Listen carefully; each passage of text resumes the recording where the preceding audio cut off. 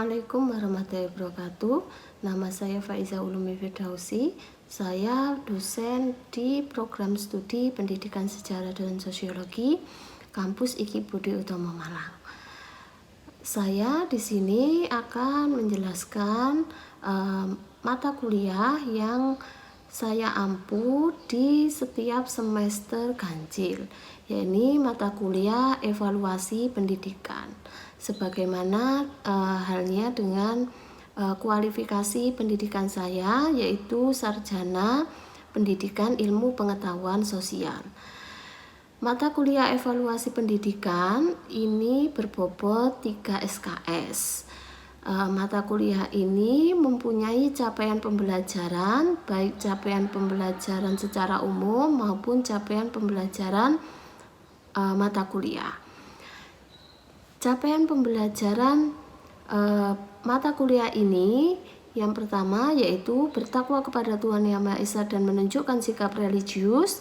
Yang kedua, menjunjung tinggi nilai kebudiutamaan dalam menjalankan tugas berdasarkan agama, moral, dan etika. Yang ketiga, mampu dan terampil menjadi pendidik sejarah dan sosiologi yang profesional dan kompeten. Mampu menerapkan pemikiran logis, kritis, sistematis, dan inovatif dalam pengembangan atau implementasi ilmu pengetahuan dan teknologi yang memperhatikan dan menerapkan nilai humaniora yang sesuai dengan bidang keahliannya. Mampu mengambil keputusan secara tepat dalam konteks penyelesaian masalah di bidang keahliannya berdasarkan hasil analisis informasi dan data, dan mampu merancang dan mengembangkan pembelajaran sejarah dan sosiologi berbasis teknologi.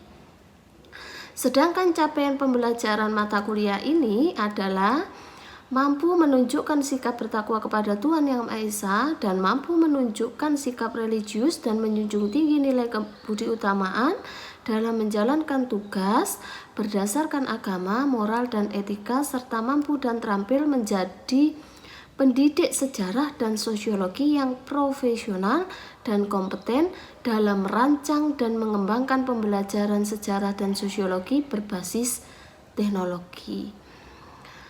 Adapun deskripsi singkat mata kuliah ini adalah mahasiswa akan belajar tentang konsep-konsep teoritis tentang dasar-dasar, prinsip-prinsip, tugas, dan tanggung jawab guru dalam evaluasi pembelajaran berdasarkan undang-undang sehingga mampu mendesain evaluasi untuk pembelajaran sejarah dan sosiologi khususnya dengan menggunakan instrumen dan mekanisme yang sesuai.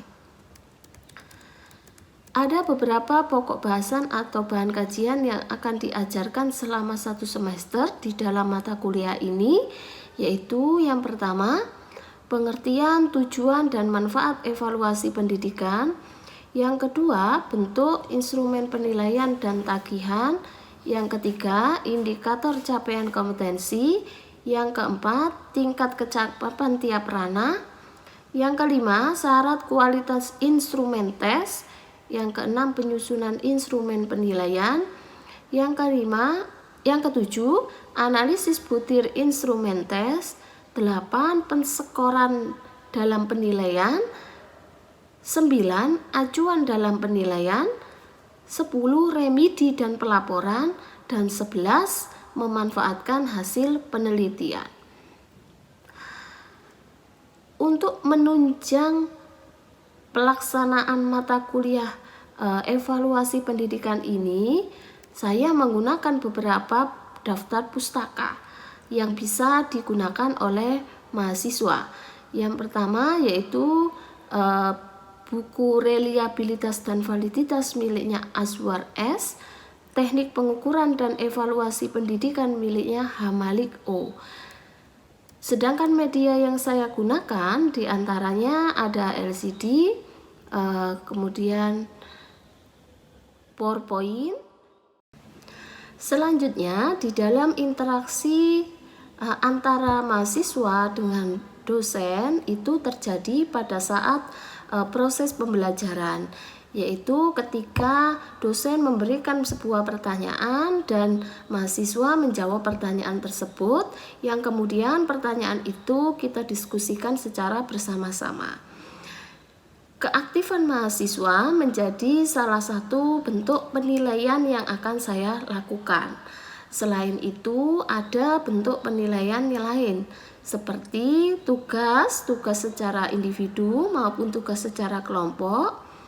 Kemudian di setiap pertengahan semester, di pertemuan ke-8, saya mengadakan ujian tengah semester, dan di pertemuan ke-16, saya mengadakan ujian akhir semester. Bobot yang ada di dalam masing-masing penilaian itu berbeda-beda. Selain itu juga ada penilaian tentang kehadiran mahasiswa. Setelah ini saya akan tampilkan contoh pembelajaran di dalam kelas yang saya ampu dengan mata kuliah evaluasi pendidikan dan materi prinsip-prinsip dalam melakukan evaluasi pendidikan. Selamat menonton. Oke. Assalamualaikum warahmatullahi wabarakatuh. Waalaikumsalam. Selamat pagi semuanya. Selamat pagi. Bagaimana kabarnya hari ini? Baik. Oke. Teman-teman mahasiswa di sini saya akan melanjutkan untuk perkuliahan mata kuliah evaluasi pendidikan ini dengan materi prinsip-prinsip evaluasi pembelajaran. Mengenai pengertian dari evaluasi ya, ada penilaian, ada pengukuran. Kemudian ini adalah kelanjutan dari materi tersebut, yaitu mengenai prinsip-prinsip evaluasi pembelajaran. Di dalam suatu sistem pendidikan itu ada yang namanya tujuan pembelajaran, kemudian ada proses belajar mengajar, dan ada kegiatan evaluasi. Kalau kita bisa lihat di bahkan di tampilan PowerPoint yang saya tampilkan ini, nah di sini panahnya adalah lurus saling berkaitan. Kenapa? Karena antara tujuan pembelajaran dengan proses belajar mengajar dan kegiatan evaluasi itu adalah suatu proses yang saling berkaitan dan berkesinambungan. Jadi sebelum kita melaksanakan proses pembelajaran, ada tujuan yang harus kita buat dulu. Jadi kemampuan akhir yang diharapkan dalam suatu pembelajaran itu apa? Dan untuk mengukur kemampuan ini, maka kita melakukan yang namanya kegiatan evaluasi. Jadi mengapa panahnya di situ tidak satu arah, tapi bisa saling berbalik arah? Ya karena antara ketiga komponen ini itu saling berkaitan. Selanjutnya ada beberapa prinsip yang harus diperhatikan dalam melaksanakan evaluasi di dalam proses pembelajaran.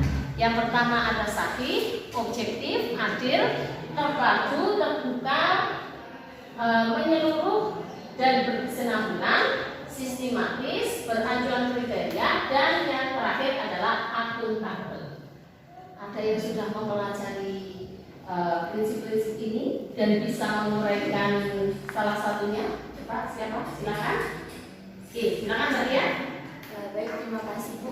Dari salah satu prinsip-prinsip dari evaluasi pembelajaran itu ada poin tentang objektif. Ya. Jadi di sini kenapa ada poin objektif ini? Karena dalam evaluasi pembelajaran seorang guru harus memberikan evaluasi atau penilaian secara objektif ataupun secara adil dengan melihat bagaimana siswa atau mahasiswanya dalam pembelajaran mengikuti pembelajaran yang berlangsung. Harus memberi nilai yang sesuai dengan apa yang dikerjakan oleh mahasiswa. Oke, baik, bagus sekali ya. Jadi kebalikan dari objektif itu adalah subjektif itu tadi ya. Jadi memberikan nilai yang sesuai dengan kemampuan siswa, itu yang disebut dengan objektif. Jadi kalau misalnya siswanya kemampuannya segitu, ya kita harus ngasihnya sesuai dengan kemampuannya, jangan kemudian ditambah-tambahi karena siswanya itu kenal dengan gurunya atau karena siswanya itu ada hubungan keluarga begitu. Nah, kemudian dikasih nilai yang bagus, nah itu yang nggak boleh. Nah, ini merupakan salah satu prinsip yang ya untuk dilakukan oleh guru. Oke. Kemudian ada lagi yang mungkin mau memberikan pendapatnya mengenai prinsip-prinsip ini? Adil, gimana kalau Adil? Tahu semua ya kalau Adil itu? Ya tidak beda jauh dengan objektif itu tadi ya. Jadi harus adil sesuai dengan kemampuannya. Terpadu, bagaimana terpadu?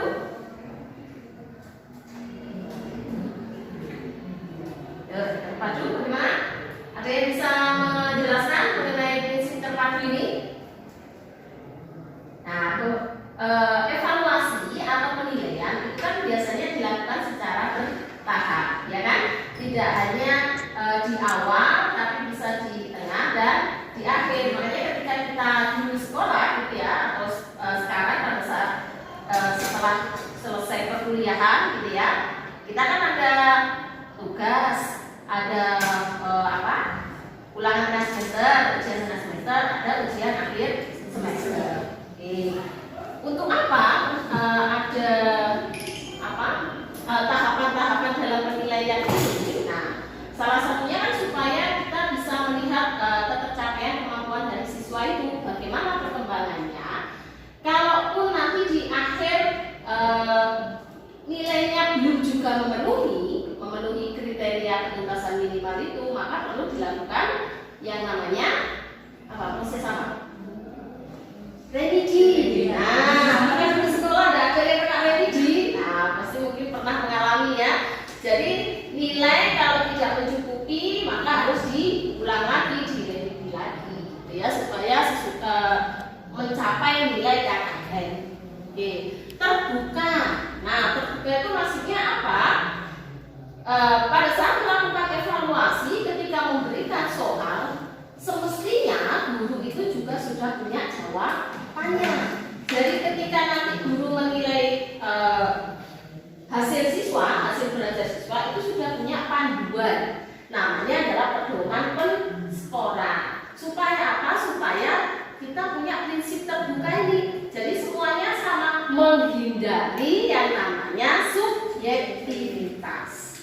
Jadi supaya enggak kemudian guru kebingungan, ini saya mau nilai berapa ya? Nah, karena saya kenal saya kasih nilai yang bagus. Nah, itu ya enggak boleh.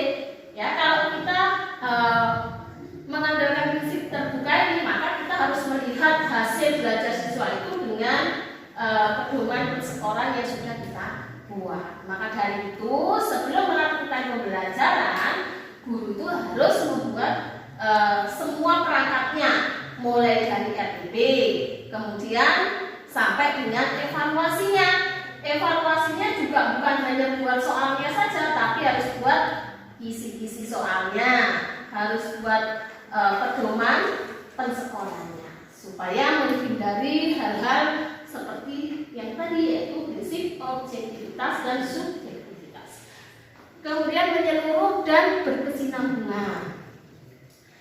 Biasanya di dalam suatu pembelajaran ketika di akhir, nah itu kan materi yang dikeluarkan dalam evaluasi itu mencakup keseluruhan dan itu juga saling berkaitan biasanya. Dan itu tingkatan kesukarannya atau kesulitannya dalam tema itu, nah itu juga semakin meningkat. Bisa dari yang mudah terus kemudian naik yang agak susah, yang susah dan susah. Itu.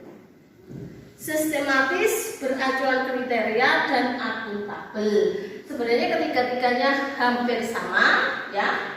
Nanti beracuan kriteria itu nanti kita akan bahas di pertemuan selanjutnya, kaitannya dengan ada acuan norma dan lain sebagainya. Itu ada bagaimana melakukan evaluasi dengan kriteria-kriteria.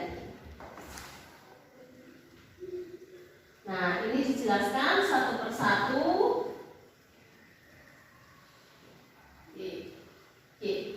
Ada beberapa kesalahan-kesalahan dalam penilaian. Yang pertama, terletak pada alat ukurnya, terletak pada orang yang melakukan penilaian, terletak pada anak yang dinilai, dan terletak pada situasi di mana penilaian itu berlangsung.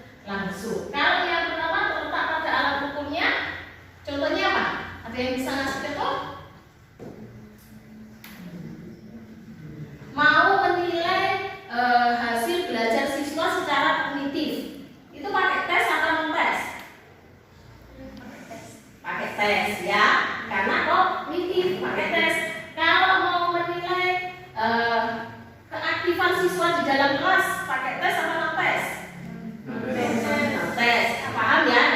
Jadi kesalahan terletak pada alat ukurnya ya seperti itu. Jadi apa yang dinilai kemudian menggunakan alat apa itu harus sesuai. Kalau kognitif itu pakai tes, ya tes itu kan banyak, tes pilihan ganda, tes uraian, nanti kita akan bahas di pertemuan selanjutnya. Kemudian non tes itu bisa pakai skala gitu ya, atau ukuran-ukuran yang sudah ditentukan oleh masing-masing guru. Terletak pada orang yang melakukan penilaian. Nah ini jelas tadi ya, subjektif dan objektif tadi. Terletak pada anak yang dinilai. Nah jangan sampai keliru dalam menilai ya. Terletak pada situasi di mana penilaian berlangsung. Jadi kondisi di mana ujian, misalnya kalau ujian akhir semester itu mungkin pengawasannya agak lebih ketat gitu ya. Kalau tugas kan bisa penilaiannya juga berbeda.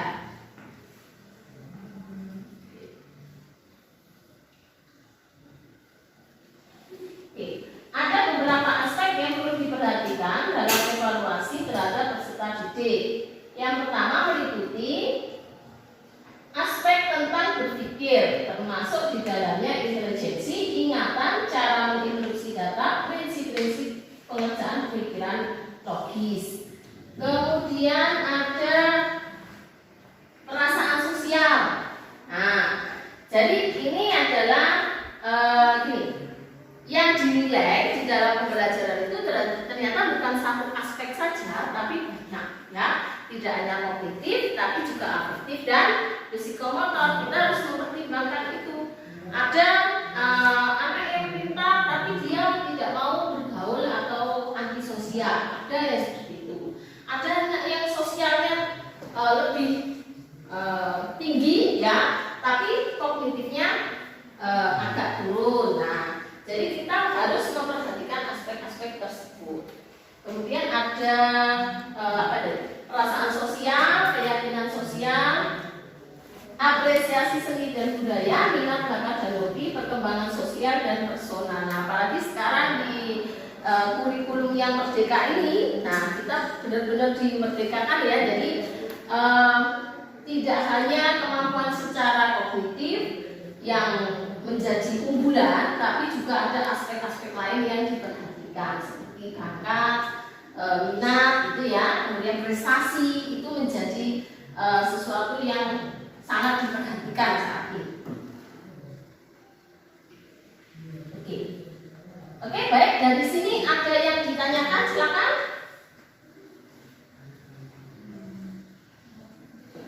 Apakah sudah bisa dipahami semua?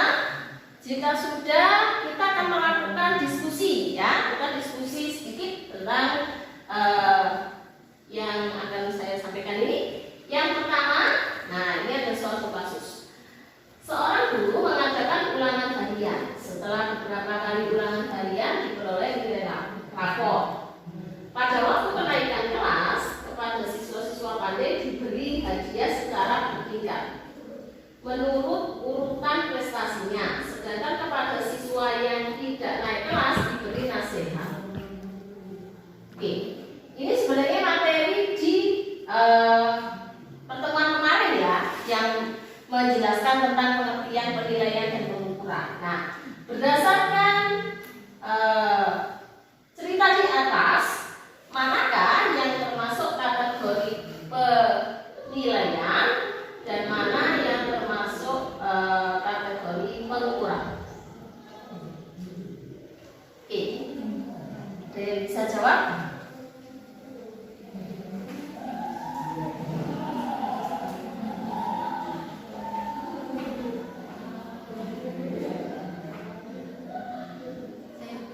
Oke, iya tadi silakan. Kalau pertanyaannya adalah berdasarkan dari pertanyaan tersebut, kategori manakah pekerjaan mengukur dan manakah pekerjaan menilai? Kalau menurut saya, pekerjaan mengukur adalah dari seorang guru mengadakan ulangan harian. Mengadakan ulangan harian di sini menurut saya mengukur karena dalam mengadakan ulangan harian, guru tersebut mengukur bagaimana pemahaman mahasiswa tentang materi. Lalu kalau kategori yang penilaian itu setelah beberapa kali ulangan harian diperoleh nilai rapor.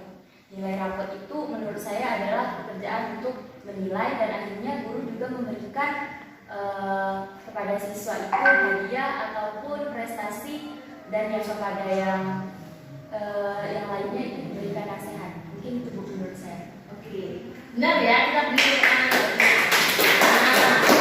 Jadi kegiatan mengukurnya ada di guru melakukan melaksanakan ulangan harian, itu mendapat nilai rapor. Di situ kan pasti hasilnya adalah berupa angka.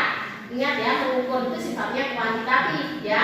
Jadi kemudian disimpulkan bahwa ada siswa yang pandai, nah ada siswa yang tidak naik kelas. Nah baru ini adalah proses penilaian, pemberian status secara kuantitatif ya. Nah itu bagian dari pekerjaan menilai. Nah, oke. Jadi antara penilaian dan pengukuran itu dua-duanya saling berkaitan. Oke, yang kedua sekarang, berdasarkan pemaknaan terhadap penilaian ditinjau dari aspek siswa, guru, dan sekolah. Baikkah kiranya jika guru memberikan ulangan tiap hari? Oke, jadi tolong ada yang jawab dari segi siswa, guru, sekolah. Kelebihan dan kekurangannya apa kalau guru itu melakukan ulangan tiap hari? Nah, ayo baik atau tidak? Dari aspek siswa mungkin ada yang mau jawab.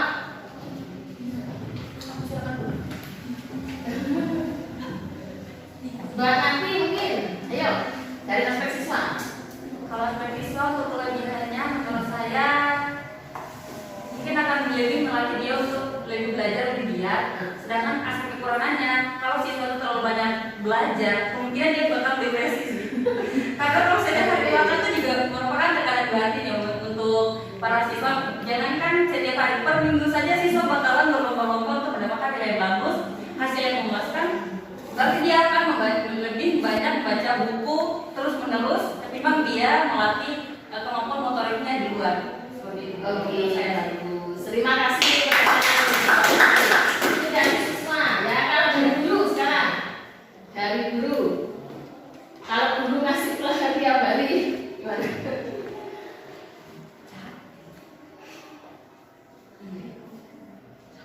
Bahkan lagi, boleh. Kalau guru pulang setiap hari, guru nggak terbeban ya.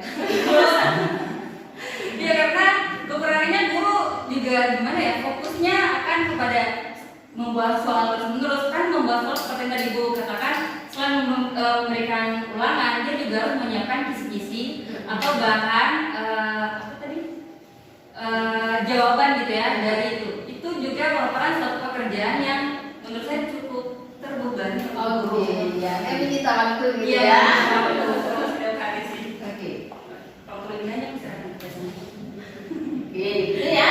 Jadi mungkin kalau ya bisa aja yang ngasih ulangan tiap hari, tapi kan gurunya mampu gitu membuat soal setiap hari, membuat jawabannya setiap hari, ya. Berarti di sini kesimpulannya apa?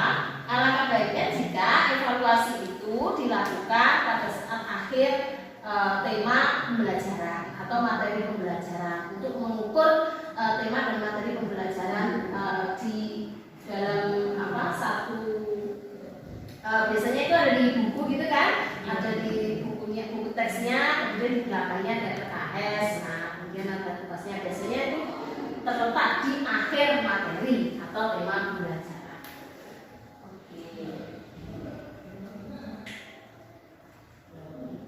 Oke, mungkin itu saja yang bisa saya sampaikan. Ada yang ditanyakan lagi kira-kira di sini?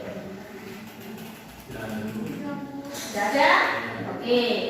Untuk minggu depan ya, tolong dipelajari tentang aspek-aspek dalam evaluasi pembelajaran ya. Kita ketemu lagi di pertemuan yang akan datang. Untuk pertemuan hari ini saya kira cukup sampai di sini ya. Saya mohon maaf bila ada salah-salah kata. Assalamualaikum warahmatullahi wabarakatuh. Selamat siang. Demikian video singkat pada mata kuliah evaluasi pendidikan yang saya ajarkan. Terima kasih atas perhatiannya. Semoga bermanfaat bagi semua. Wassalamualaikum warahmatullahi wabarakatuh.